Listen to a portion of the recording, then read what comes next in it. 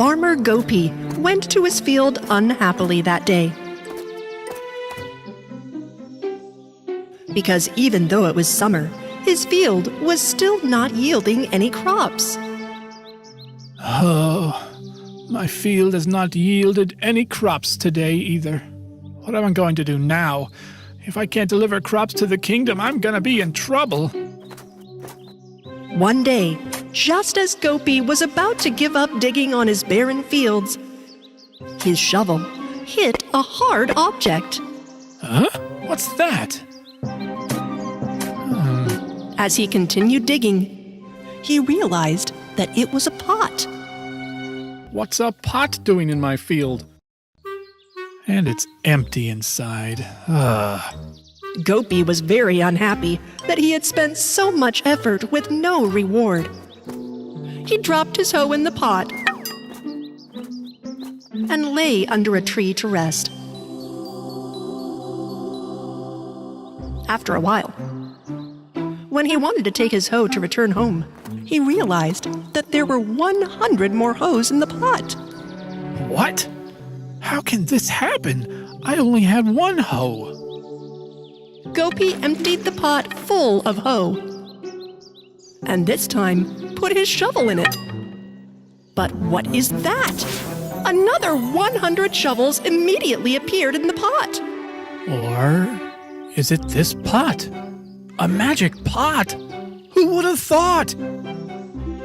Gopi was both amazed and thrilled. He brought the pot straight back to his house.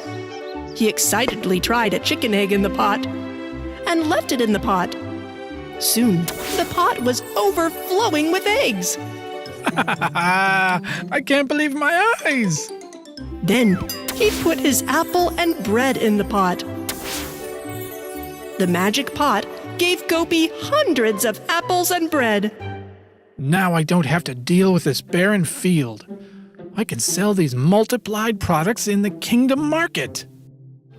Every day, Gopi took the pot's multiplied goods to the kingdom and tried a new product every day.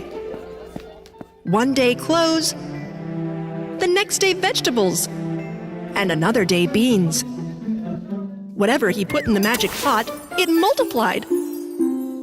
Other sellers were jealous of his success and complained about Gopi to a soldier of the king. The next day, the soldiers secretly followed Gopi. Gopi took the magic pot that morning and put a chick in the pot to sell at the kingdom market. A little later, hundreds of chicks came out of the pot. The soldier couldn't believe his eyes. With hundreds of chicks running around Gopi's house, one accidentally fell into the pot, producing another 100 chicks. Gopi even had a chick on his head, under his chair, and in his dinner plate. The soldier immediately went and told the king what he had seen. The king ordered that Gopi and his magic pot be brought to him immediately. Gopi went before the king, and the king confiscated the pot from him for the kingdom's treasure. Gopi was very upset.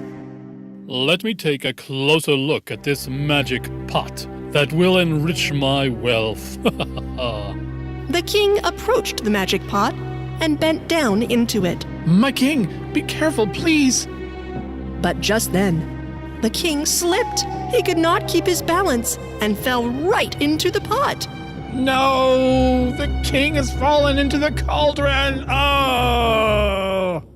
In just a few minutes, 100 more of the king had formed in the hall. The soldiers were confused about who to obey. Kings were fighting each other for the throne, each claiming to be the real king. I am the real king. No, it's me, the real king. No, I am the real king. Shut up. I am the king. When Gopi realized how dangerous the magic pot could be, he sneaked out of the palace during the confusion and took his pot with him. He went straight to a cliff and threw the magic pot off the cliff. The pot disintegrated into pieces and disappeared. From that day on, Gopi's field began to grow crops once again, and Gopi understood that the land became fertile not by magic, but by labor, and he lived in wealth forever.